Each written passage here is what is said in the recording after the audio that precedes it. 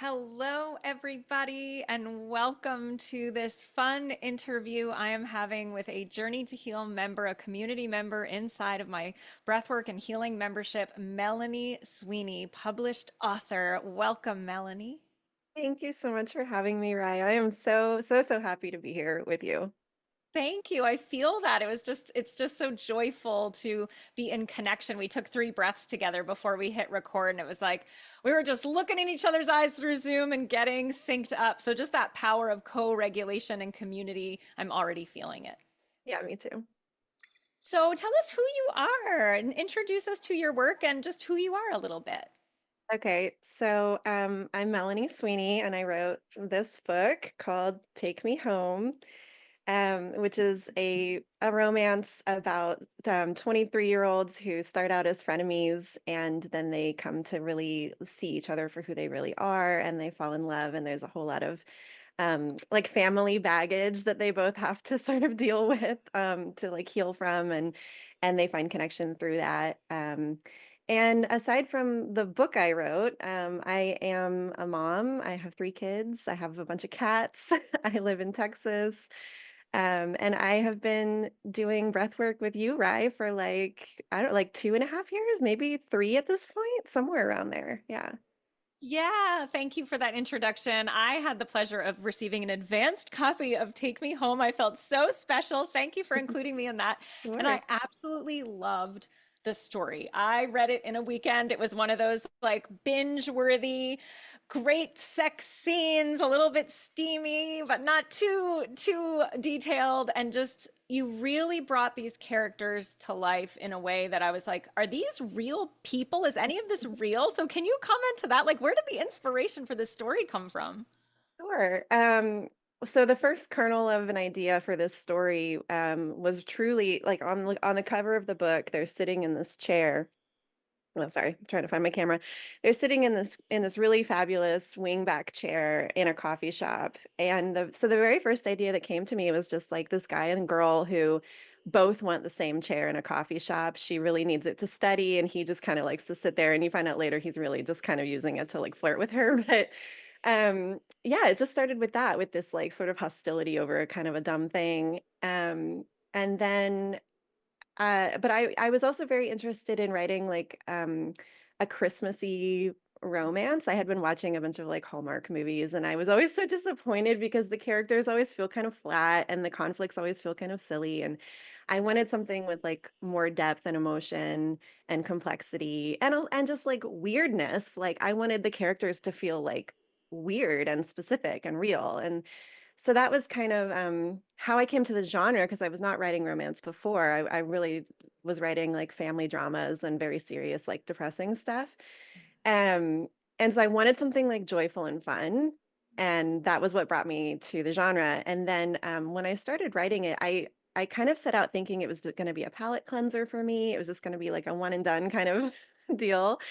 And I just found that it's the perfect genre for me. I had been like forcing this like very serious, very dramatic kind of story because I felt like those serious, heavy emotions were something I was very interested in, and the complexity of that I was very interested in, but it was not fun. It was not fun to write. It didn't come through the way I wanted it to. And so by adding in the comedy of a rom-com and balancing it with some of the heavier stuff, but not quite so much of it, it was like it's really the perfect blend for me to feel like I can tell a meaningful story, but do it in a way that isn't just like overbearing and depressing.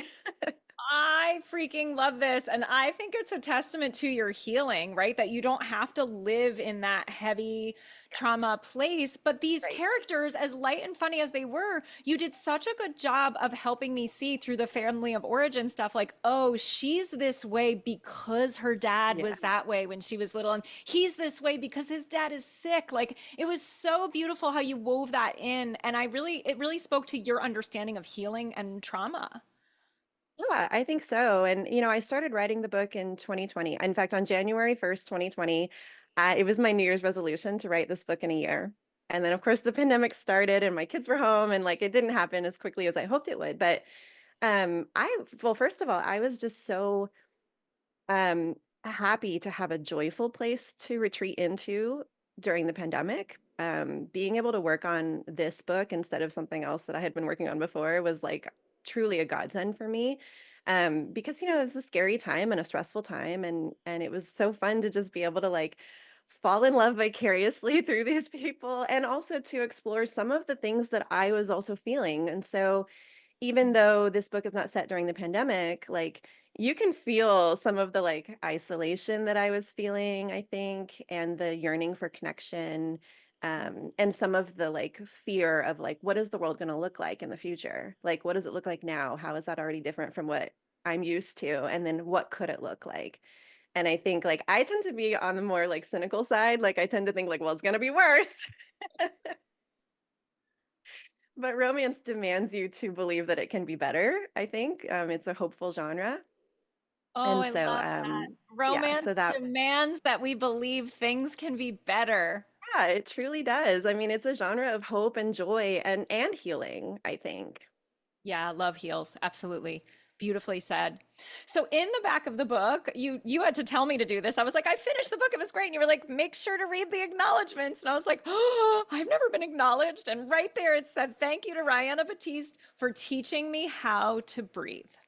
Yeah. You're welcome. And tell us what does that mean for you that I taught you how to breathe? Right. Well, I am a person who I've always had a lot of anxiety. Like just I can't even remember a time that I didn't really have anxiety. But it got a lot more intense in my 20s. Um and then again in motherhood when I started having my babies, like so my 30s were also pretty pretty intense, the early 30s. And after my so I had my I have three kids, the second two are twins. Or second and third are twins.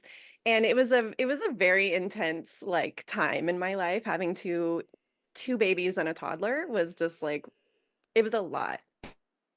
Things that I just never fully dealt with, like never fully figured out how to like um understand about myself and kind of like work through. Like it all started piling up and piling up. And so when my twins were young, I went through a series of like I had like health issues, I had so much anxiety, and I was just like an unregulated mess pretty much 24/7.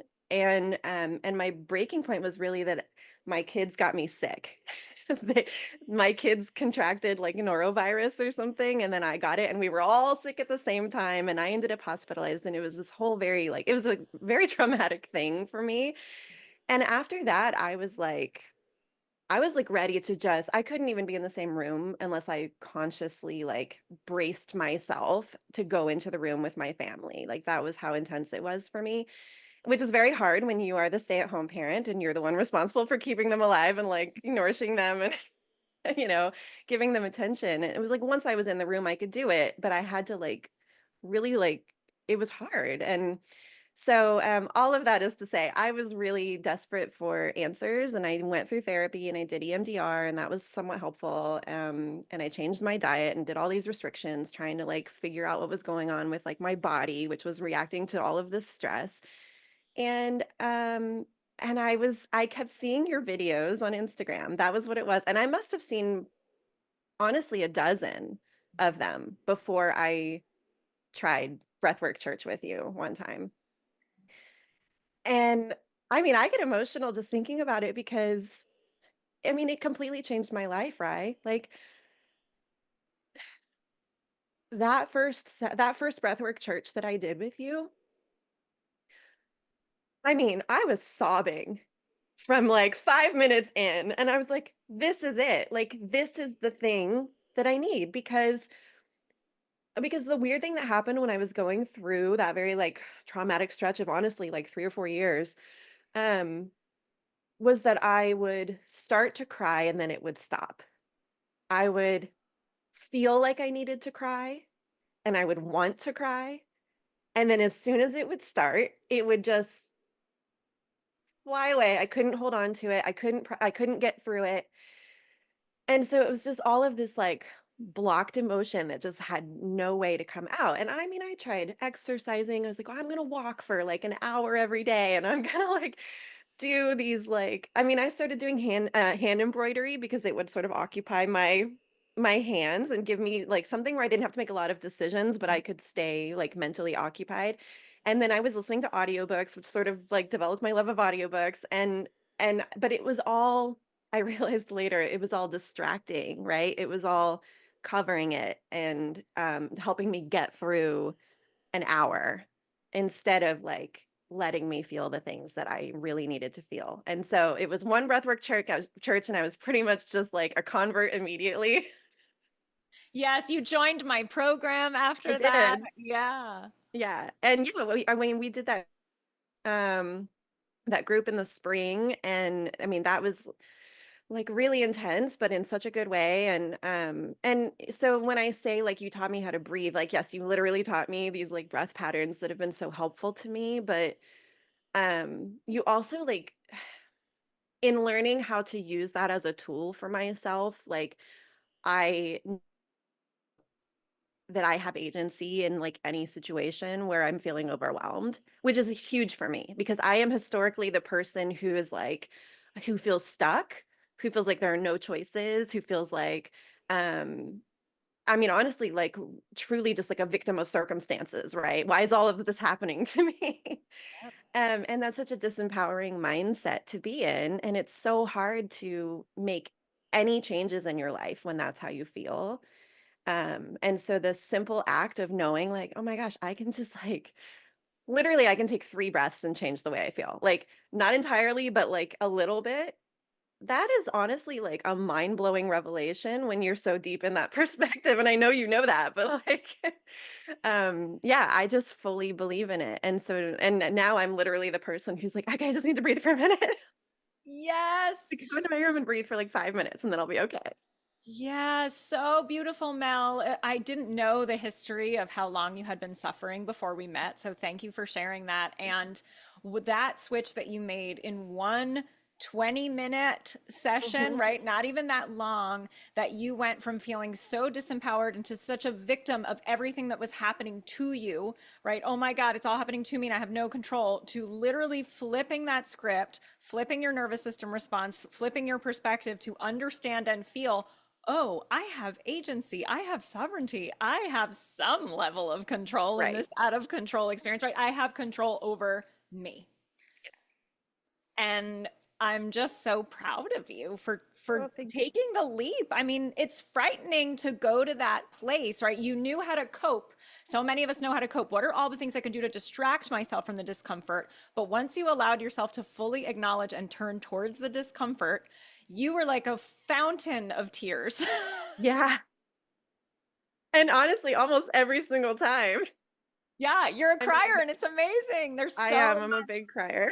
that grief needs to move, right? And Yeah. you had learned there was a protective part of you that had learned how as soon as it started to come to just shut that shit down, like Mhm. nope, not going to do it, too scary. And it Yeah. it it took the tool of the breath to allow that protective Mhm. part to say, okay, I think I can chill for a second, and to allow those tears to come, and for to allow this incredible healing to happen over the last 3 years for you. Yeah. Bravo. Yeah, absolutely. So that's like little bits of breath work, right? What happens for you inside the membership and the Journey to Heal membership? We have 2 1 hour long ceremonies every month. You are so committed to showing up to those ceremonies. And we go into a journey into the spiritual realm within ourselves. How has that been supportive to your evolution and your healing? Um, but- well, first of all, just knowing that I have those on my calendar is honestly a support in itself. Like knowing like I mean, yes, it's true. I could do breath work every day. I could do it anytime that I need to, truly. But I can get lost in my schedule sometimes, right? Like I can feel like, okay, well, I'll do that later after I finish this, this writing session or this meeting or whatever. And so it is, even though it's so accessible, it is easy also to like forget to do it, right?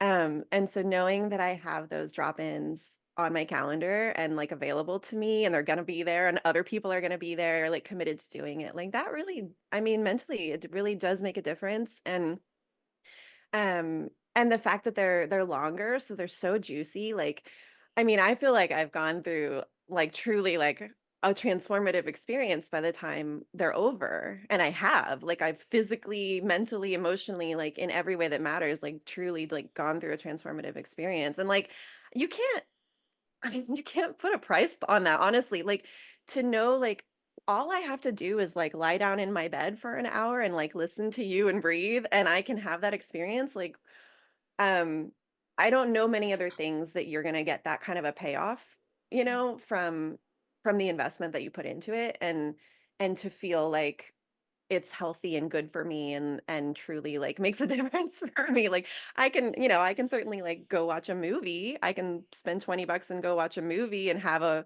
go on a journey of a movie or read a book, but to feel that I'm personally changed in such a way like is really why it matters so much to me. And I love your guidance in it. I mean, there are times that I have tried to do breath work on my own, just using the patterns and listening to music, and that can be useful too, but having your guidance is always, especially, it makes such a big difference because half the time, like, you'll say a prompt, and I don't know if you're just so dialed into me personally or to the like the group and like the energy of like what I don't know how but almost every time you say something that I'm just like that was mine, that was for me, like she said that for me, and it just opens something up in me, or it gives me like it's just like a phrase that suddenly is like that's what I needed to hear, like that's the thing that would, and I don't know how you do that, I don't I don't either. But yeah, so it's those prompts that like almost always give me some little bit of wisdom that I take into the days following, or the visualization stuff that we do. And I'm not that kind of person who can just sit and meditate and then like follow a bit. Like I do need some level of prompting. And I'm a very like visual person. It's the way that I write too. Like I see a lot of what's happening as I'm writing, kind of like a movie. So I think there's a lot of crossover actually between writing and like some of the work that we do, and like and all of the just associations that you make between I mean it's like metaphors. Like a lot of the visualization work that we do is metaphor. And yeah, so the visualizations are almost always very like vivid and evocative for me and emotional for me. And they're always, and it's one of my favorite parts. I used to be like obsessed with sleeping because I loved dreaming so much. Like I would go through periods in my life where I would have these like very vivid and intense dreams, and I would be like, "Can I please just go to sleep now so I can like find out Let's do that what again. movie is Yeah. gonna play in my head tonight?" And so there's a little bit of that with visualization for me when we do that. I find it pretty easy to do the visualization parts most of the time. But I'm always surprised. Like, you go in, there's this like sort of skeptical part of me always that goes in like, oh, okay, I'm just kind of like making this up. Like I'm making it, and you are, but it's like, but I'm not, but I wouldn't have known to make specifically up the things that I often end up visualizing. Um, and they always just really surprise me. Like, and then like for the days following, I'm just like, I wonder what that meant. I wonder what else that could have been about. Like, I wonder how I could, and a lot of times it is like, how could I recreate that feeling? Like, if it was a very good feeling that I had during the visualization, it's like, how was I standing in that moment? What was I seeing? And then I like look for that in my life and I try to like recreate that feeling. And so, I don't pretend to understand the like alchemy of like how all of that happens and the brain science and all of it, but I just know that it really works for me. Yeah. Oh my gosh, you're doing such a good job integrating. Like what you're explaining after the journey is exactly what I want people to be doing. So thank you for explaining that. Yeah, it's not just, oh, I spent an hour and it felt really good. Like you then take that into life, and that is what supports the changes that you are making. So bravo. Bravo. How does the spiritual aspect of this work support you? You know, it's optional for everyone. I ask people to call upon whatever their spiritual support is, but I sense that you have a very strong anchor in that space when we're calling on spiritual support. How has that played into all of this for you? Yeah, I was like a very spiritual, well, I was a very religious kid, I should say. I grew up Catholic and my parents divorced, but it was like sort of an agreement that like we would continue going to church no matter where we lived until it was sort of our choice to decide. And then even when it was like my brother was older, so he went off to college when I was in high school, and I lived with my mom, who was like a lapsed Catholic. And by that point, it was like entirely my choice. And I was like, I'm gonna go to morning mass before school. I'm gonna go like to, I was like really into it and I prayed a lot and I was very um I loved the structure of it. I loved like the ritual aspect and that the moves are always the same, the words are always the same. Like I was like deep into like um I mean it does kind of prime you for the experience to be in such a heavily structured type of environment like that I really responded to it and I used to go to so Catholics have a perpetual adoration which is basically like you go into this room and the cup and the body of Christ, whatever, it's in, you're viewing it literally, and your whole job is to sit there and observe and be present for like an hour. People sign up in shifts to do this, and I used to go do it just because I felt at peace. Like you're just alone in a quiet room with nothing but your thoughts, and your entire purpose is just to sit there and to pray. I mean, people pray. um, and I just think like I don't know many kids who have that kind of like built-in experience into their lives these days with like phones and activities and everything that they have.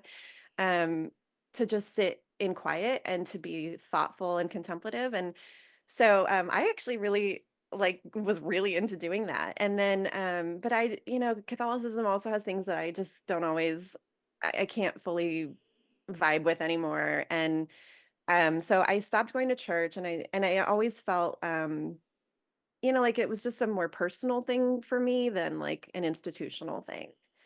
And so I don't attend church anymore, partly because I don't know, there's like once you've gone through the Catholic Church, it's sort of like, well, nothing else is the same. Certainly nothing the same as a Catholic church service, that's for sure. Yeah. And so I do still believe in God. I still do believe in having like a spiritual connection with something bigger than myself. And I think my spirituality now feels a lot more about connection to people and to the universe, and especially to like nature and animals. Like I've always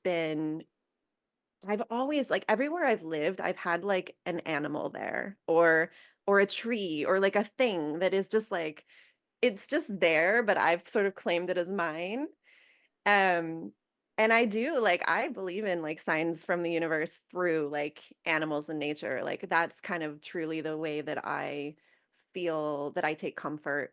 Um, is like anytime I see a hawk, like hawks are for me, those are mine.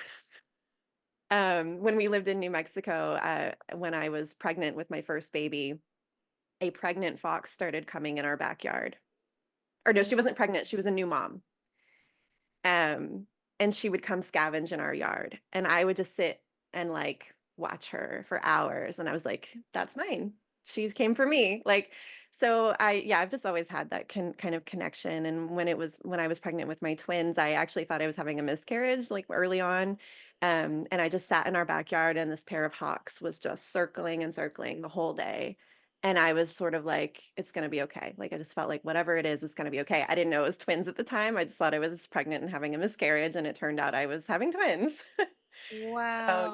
I think like, if you look for those things, and you've told me this, like evidence of miracles, right? And when you look for evidence of miracles, you'll find them. And so I just try to be like really in tune with like nature and the world around me and the people around me. And I take a lot of like comfort from the fact that like I am connected to all of those things. So that's kind of where my spirituality has kind of gone in my adulthood. I'm so appreciative you share that, and I think a lot of people can draw inspiration from what you just said. So, when we go into the ceremonies, I often invite you all to connect with a part of you that needs acknowledgement or support, whether that's an inner child, an inner teen, or just the part of you that's, irritated by your husband that day, right? Like any part can show up. You do such a beautiful job. And part of me wonders now if this is the writer in you and like your understanding of a cast of characters, but you do such a good job of being in communion with these parts. How has inner child work or any parts work supported your healing? Yeah, I I have a pretty good memory, so I think that's helpful. Well, actually, okay, I should say I have a good memory for like very particular things, and then I have a terrible memory for a lot of other things. But I because I moved a lot when I was a kid. My parents were divorced. They both moved a ton, and so I would have these like environmental memories of like, okay, well, I lived in that house when that happened, and I lived in that house when this other thing happened. So I can kind of it's not like somebody that grew up in the same house for their whole childhood. It's sometimes harder to place like when in your life something happened or when you've never moved. So I have like really like anchored memories to various like rooms basically of different houses. And so it's usually pretty easy for me to like remember myself at 9 years old because I lived in Colorado in a trailer with my mom, and and when I was a teenager, I lived somewhere. So I think that is helpful, like that I can honestly visualize not just myself, but honestly like the environment that I was living in at the time. Um, and yeah, I do think being a writer is like probably really helpful. Because my brain instantly goes from, okay, so if I mean, a big part of writing is like, what is their wound? Like, what is the thing that they need to heal, or the journey that they need to go on to live more wholeheartedly in their life? And so the entire job of me as a writer is like figuring that out for them, and then creating the circumstances that would allow them to meaningfully heal from that. So I think it's just like a natural way that my brain kind of processes things and processes emotion and understands how you do that. But yeah, when we do parts work, I do have like like sometimes I'm like, okay, I know which part I need to work with because because I think I know. I think I know that whatever I'm dealing with right now is directly linked to like when I was 21, right? Like I'm like, it was her, she needs to do this. And then like little 8-year-old me will pop in and be like, actually, Started way back when, girl, not 21, started at 8. yeah. Yeah. And the last ceremony that we did parts work in, that was exactly what happened. I was like, oh, it was 21-year-old me. That's who I need to bring into this. That's where this protector also came in. And I was very surprised to see 8-year-old me show up and say, no, do you remember that time when, and it was funny because I really like the 21-year-old me that I wanted to work with. I could never like make eye contact with her in the ceremony. I was like really trying to reach her, and she was like it was like a blob. Like I could not connect with it. And I was really trying to. And finally I was like, okay, clearly I need to be looking at this little girl. And she just came in and was completely fully formed, completely like ready to like talk to me.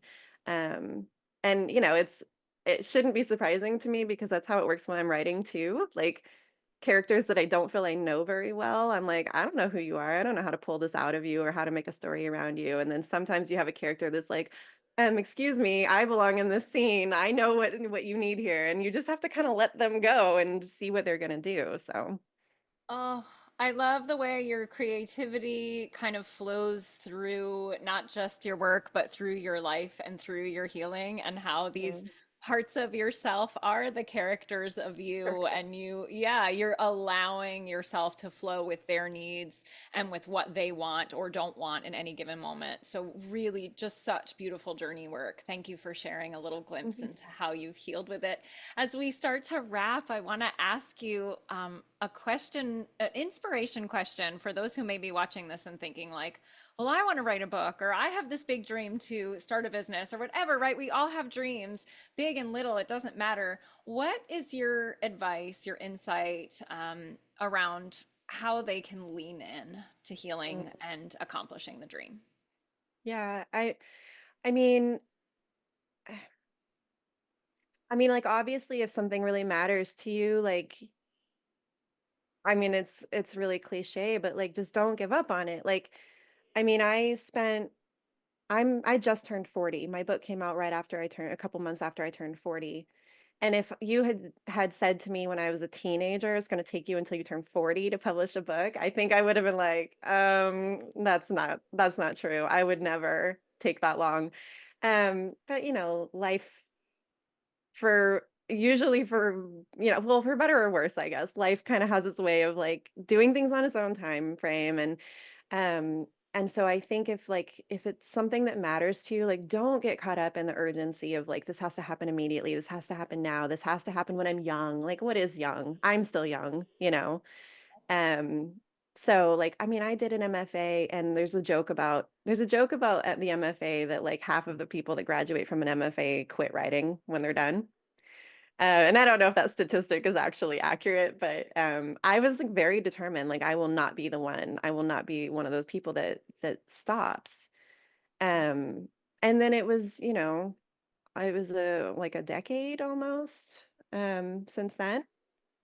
That's not true. It's less than a decade, but it was like 7 or 8 years before I had success and landed an agent, got the book deal, like um and and even then like I was playing it so safe.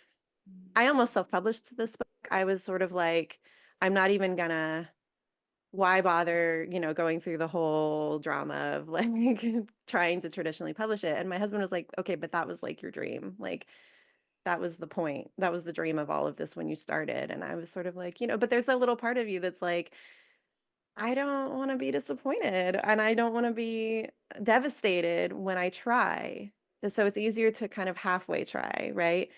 And thankfully, he supported me and convinced me to like, no, like give it a real try. Like don't give up on yourself. If other people will give up on you, fine. You don't have any control over that, but like don't be the one to start that, right? So, um and I've had this like truly for me personally wild success. Like I mean, I never expected any of this. My entire dream was getting the book published, so everything that's happened after that has been like icing on the cake, truly.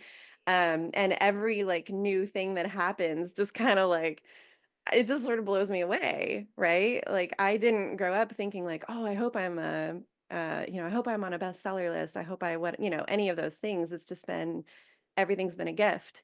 And I think another piece of advice, which is what I did, is to not only focus on the dream itself, but to focus on like your whole, like the holistic thing, like all of it. Like I had the writing part down. I had the like dedication to my craft and the education and the like the drive for pretty much my whole life. This is what I've always wanted and what I've studied for and practiced for.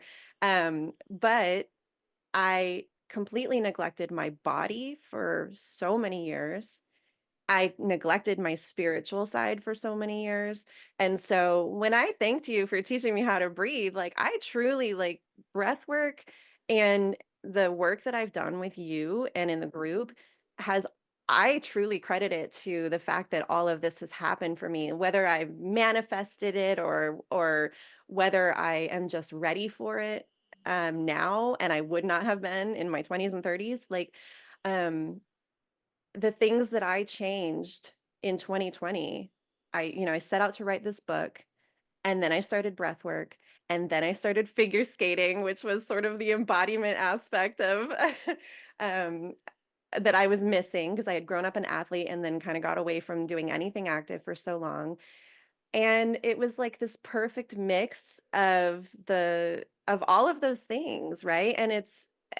And the breath work like opened the door to it.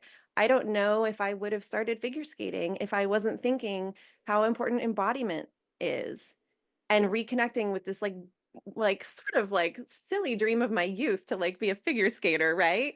Um, but the positivity that I started to feel and the agency that I started to feel in in being able to really deeply live in my body and like not be afraid of that.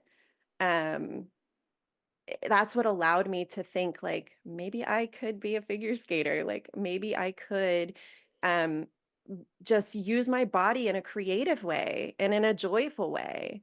So yeah, so the breath work, the spiritual part of that, the embodiment part of that, and truly just the tool of being able to like regulate myself and then go deeper in these beautiful ceremonies with visualization and grounding and everything. Like, I mean, it just changed my entire life. And I think I mean, I truly don't think I could have gone through like querying agents and the handful of rejections that I got there and then waiting while your book is on submission to find out if anybody wants it. Like and then the whole long build up to publishing a book and all of the reviews and the criticism that you get um and the little setbacks that come here and there. Like it's I just couldn't have I really don't think I could have done it. I think it would have just chewed me up and spit me out before now. And so I feel so supported and in myself and in the people that I have chosen to be in community with now. And that is why I thanked you in the book because I don't think that this book would, I mean, it might have been able to get published. I might have made it through that to get it published, but I wouldn't be here feeling joyful about it. I wouldn't be feeling as hopeful about it and like able to just like parse through all of the sort of shitstorm that honestly can be around like even a very positive thing like publishing a book. Like it's just it's so emotional and it's kind of its own, I mean, it's like a life event, right? It's almost as big as like a wedding or moving. I mean, it's a huge life event. And so knowing that I went into that with support was really, really, really, really helpful for me. Oh my gosh, Melanie, best-selling author in the Journey to Heal community, published author of Take Me Home. Show us that book one more time, love. Please go buy a copy, y'all. It is such a sweet story. It's just so beautiful, so heartwarming, so fun, so juicy. Hazel and Ash will quickly become real characters for you. I'm so grateful for your gift to the world, for sharing it so freely, for allowing yourself to walk through all that hard shit and that sickness and to know that it was happening for you and to follow the signs, to open your heart, to be brave and to do the work. You are such an example to this community and I'm so grateful to know you. Oh, I'm so grateful to know you too. I mean, obviously I am after everything that I said, but thank you so much.